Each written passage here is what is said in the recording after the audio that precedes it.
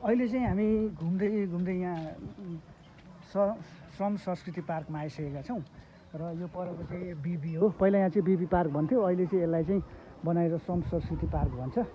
अनि हामी चाहिँ सुरुमा माथि आराधरान जाने भनेर सल्लाह गरेका छौँ नवीनासँग, छोरीसँग अनि नातिसँग। यो चाहिँ हामी एकछिनमा यो एसडिबी गार्डन चाहिँ हामी एकछिनमा पस्नेछौँ। यहाँबाट रमाइलो देखिँदैछ, मान्छेहरू टन्नै टन्नै आउँदो रहेछ। मान्छेहरू उता पनि घुमिरहेछ, यता पनि घुमिरहेछ, उता हेर्नु उता झरिरहेछ माथिबाट। अब हामी आराधरान जान्छौँ, तपाईँलाई त्यहाँ आराधरान गएर त्यहाँको भ्यूजहरू देखाउनेछु।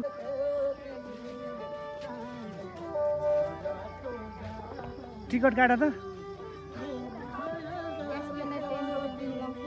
यहाँ मैसँग छ हौ।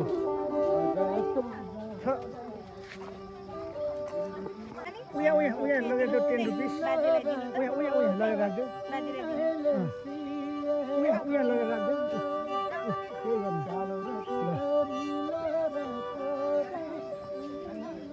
हामी चाहिँ अहिले श्रम संस्कृति पार्कमा आइसकेका छौँ। गर्मी चाहिँ धेरै रहेछ, ओफ लास्टै गर्मी रहेछ। यहाँ मान्छेहरू पनि टन्नै रहेछ होइन। हेर यहाँ गीत पनि गाइरहेछ हाम्रो गाइने साथीले, पैसा पनि पाउँदैछ। म चाहिँ अहिले आराधरानमा आइसकेको छु, एकदम गर्मी रहेछ। यस्तो गर्मीमा पनि त्यो दिदीले रोटी बेचेको छ, उसलाई पोल्दैन कि क्या हो। मलाई चाहिँ पसिना खलखल्ती आइसक्यो।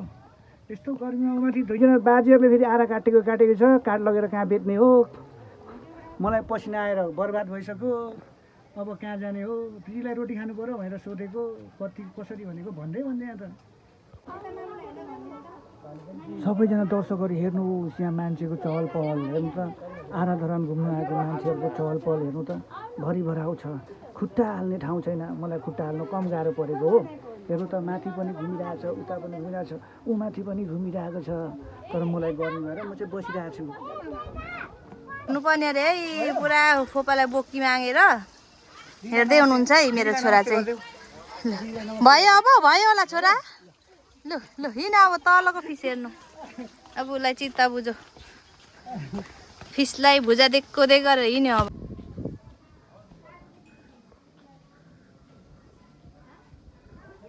म चाहिँ अहिले गोर्खा चौतारीको एरियामा आइसकेको छु।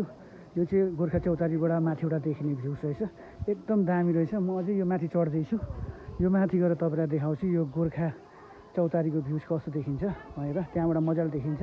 म सट्टै यहाँबाट जाँदैछु अब उकालो। यहाँ चौतारा रहेछ। यहाँ चाहिँ पैसा तिर्नेहरूको सहयोगदाताहरूको नाम ठक्कै लेखेको रहेछ। यहाँ चाहिँ के रहेछ, म्युजियम हो कि क्या हो, गोर्खा चौतारी पनि लेखेको छ। अहिले यहाँ पनि जाउँला। यहाँ समारोह गर्नु रहेछ। हामी उकालो चढ्नेछौँ। अहिले पुलमा आइसकेको छु। यो चाहिँ एउटा खोला छ, खोलामा अहिले पानी आउँदैन। अब 1-2 दिनमा पानी परेपछि आउँछ। गोर्खा चौतारीको भ्यू चाहिँ मजाले देखिँदैछ। यहाँबाट अझै माथि पुगेपछि कति दामी देखिन्छ तपाईँहरूलाई म त्यो अझै देखाउँछु। यो माथिको डाँडा चाहिँ लाबुङ भ्यू पोइन्ट भन्दो रहेछ।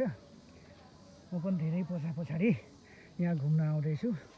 अब म उकालो चढ्दैछु। वाह, गोर्खा चौतारी राम्रो देखिँदैछ है। अब गोर्खा चौतारी देखिने भ्यूज चाहिँ यो माथि रहेछ।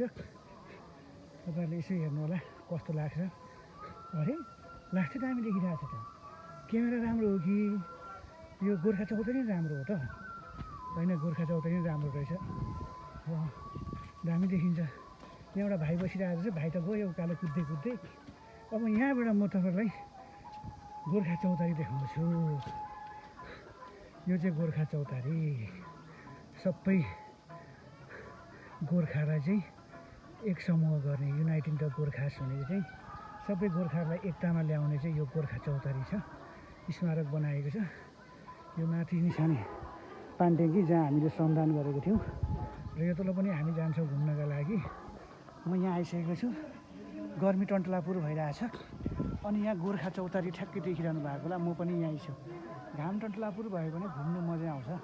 र यहाँ चाहिँ हावा पनि हुरुरु आउँदो रहेछ। अझै फेरि एक भ्यू हेर्नु होला कस्तो छ त। तपाईँलाई राम्रो लाग्यो? राम्रो लाग्यो भने घुम्न आइहाल्नुहोस् है, ढिलो नगर्नुहोस्। अस्ति हामी कोका खोला जाँदाखेरि हामीले पनि यसरी बोकेको हो पानी चाहिँ होइन, श्रमदानमा जाँदा। सायद मेरो पनि हुनसक्छ। अनि यहाँ चाहिँ बेल्चा माथिल्लोपट्टि ढुङ्गा श्रमदान गरेको, यसलाई चाहिँ हर्कबात भनेर भन्दो रहेछ। यहाँ बसिरहेको छु। तपाईँहरू हर्कबात भन्ने ठाउँ घुम्न आउने ठाउँ भएको छ? छैन भने आउनु होला। यहाँ रहेछ बेल्चा राखिएको।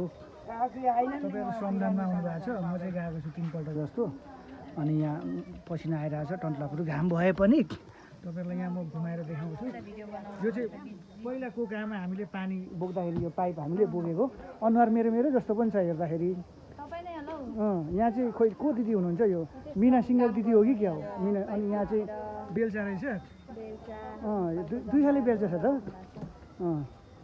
हामीले त्यो माथि निशानेमा श्रमदान गर्दाखेरि चलाएको बेलचाहरू रहेछ यहाँ हेर अनि पर त्यो कोका खोलामा गर्दा पनि यही हो होइन गरेको अनि यो चाहिँ हामीले माया धरानेमा गिटी कुटेको बाटो ल अहिले चाहिँ हामी माथि आराधरान घुमिसकेर यता यो बनझाँक्री फल्स झाँक्री दह सकेर हामी चाहिँ अहिले अब यो मितेरे पुलतिर जाँदैछौँ यहाँ चाहिँ एकदम जमात छ मान्छेको फोटो खिचेको ठिकै छ हामी यहाँबाट यस्तो जानु भनेको अब त्यो बाटो अँट्छ कि अँट्दैन थाहा छैन यहाँ एकदम दर्शकहरूको जमात लागेको छ अब छिर्नुपर्छ बिस्तारै एकदम पुल सानो भएको जस्तो छ अनि यहाँ एकदम हाम्रो टुरिस्टहरू एकदम धेरै भएकोले गर्दाखेरि यहाँ आँट्ला जस्तो छैन होइन म तर पनि जाँदैछु यो मितेरी पुल रहेछ यहाँ धेरै टुरिस्टहरू पनि आउँदै हुनुहुन्छ अनि यो बाटोमा यो पुल सानो भएकोले गर्छ अँट्छ कि अँटिन्न भन्ने छ अँटिँदैछ आमा धेरै टुरिस्ट भएपछि यस्तै हुन्छ कि पुलहरू सानो भएपछि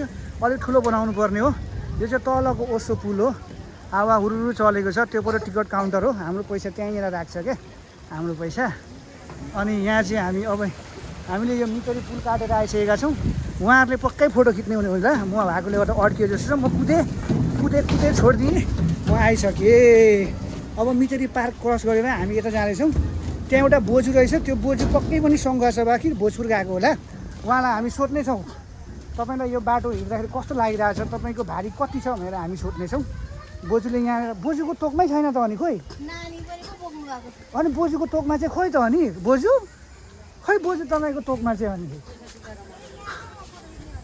त्यहाँ यहाँबाट चाहिँ पहिला माथि पहाड सङ्घर्षवा भोजपुर चाहिँ ढाकर बोकेर जान्थे आमा बाउहरू त्यसैले यहाँ चाहिँ यो पार्क बनाएको हो तपाईँलाई यति जानकारी हुनुपर्छ यहाँ आइसकेपछि अनि म चाहिँ अब यहाँबाट उतै जाँदैछु धेरै गर्मी छ क्यास्पियन नातिले चाहिँ माछा खोज्दैछ हि लभ्स माछा टु मच फेरि उसले माछा भन्दैन उसले फिस भन्छ ऊ बोर्डिङ स्कुल पढ्छ नि त बोर्डिङ स्कुल पढेकोले उसले माछै भन्दैन फिस भन्छ हो हामी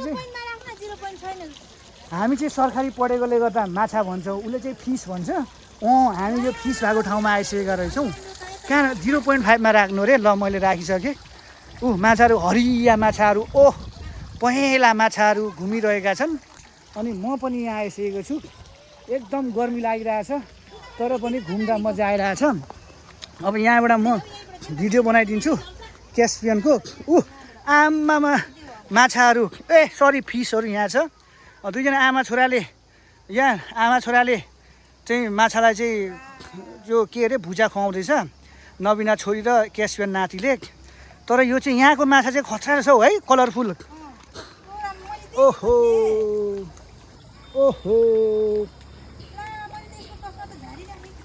नयाँ किन्ने हो अझै त्यो क्यास्पियन सक्यो हेर त कति राम्रो छ यहाँ खुवाउँदैछन् माछालाई म यहाँ आइरहेको छु ल एकछिन म यो भिडियो बनाइसक्छु मलाई फोटो खिच्दै भनेर नबिनाले अब खिचिदिन्छु म है त